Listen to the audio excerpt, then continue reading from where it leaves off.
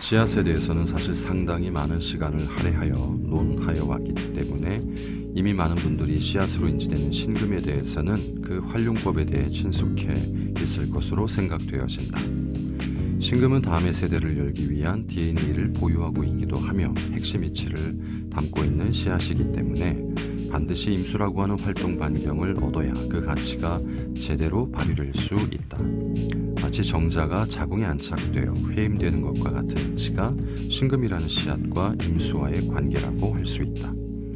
신금이 임수를 만나게 되면 씨앗은 그 시점부터 새로운 생명을 위한 모습으로 서서히 변모하게 되며 그 결과치는 간목이라는 새로운 차원을 여는 인연으로 드러나게 된다. 물론 그 전에 개수가 먼저 존재하고 있어야 간목이 꾸준히 차양되어질 수 있는 조건이 부여되므로 인간의 순환을 위한 프로그램이 이렇듯이 순차적으로 안배되어 있는 모습을 간혹 한 번쯤은 의문을 가지고 생각해 볼 필요가 있을 듯하다.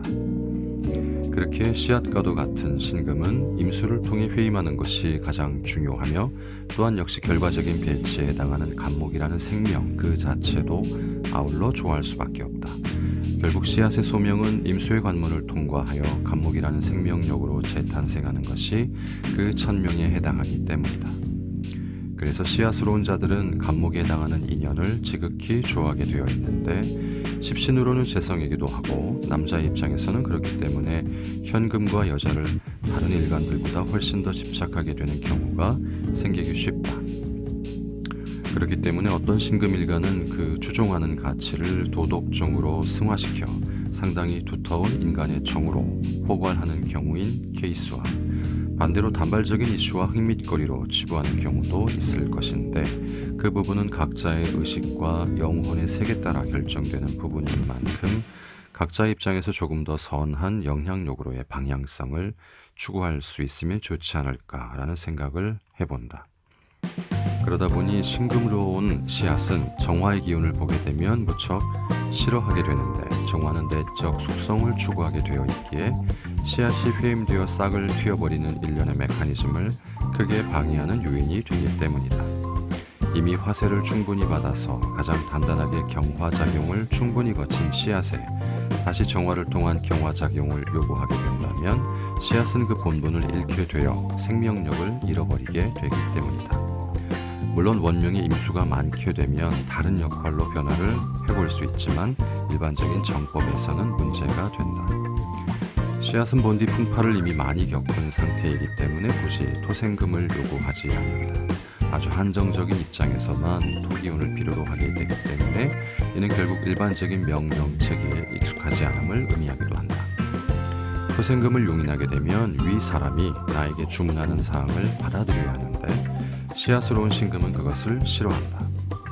만약 신금일간이 자유스러움보다 명령체계에 더 익숙한 경우라면 혹은 자유스러우면서도 명령체계를 좋아하는 경우 즉 관성이나 인성에 대한 존중을 표할 줄 아는 경우라면 별도의 구조에 의해 경금이나 인계수의 구조가 발달한 경우에 해당하게 되는데 이에는 고 박태준 포항제철 회장이 아마도 대표적인 경우가 아닐까 싶다.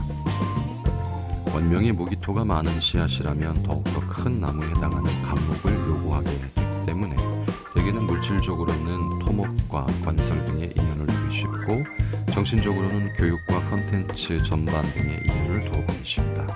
이 개념은 대부분 무조건적인 개념이라고 할 수 있으며 대부분의 경우는 그 연관된 구조에서 활동할 때 조금 더 나은 발전성이 돋보이게 되기도 하니 참고하시기 바란다.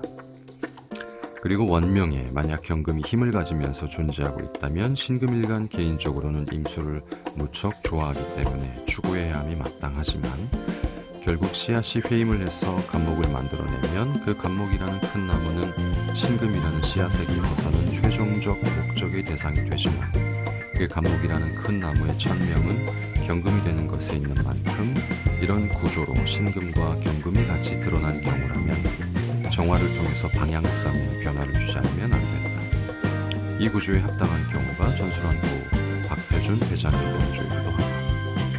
이런 경우들은 신금일간이 정법으로 쓰여지는 경우는 아니지만 각자 모두 맺혀있는 운명이 다르기 때문에 어느 하나만 가지고 예단하면 안 된다는 의미이기도 하므로 그 천간의 체성에 대해서 깊은 관찰을 요구하게 된다.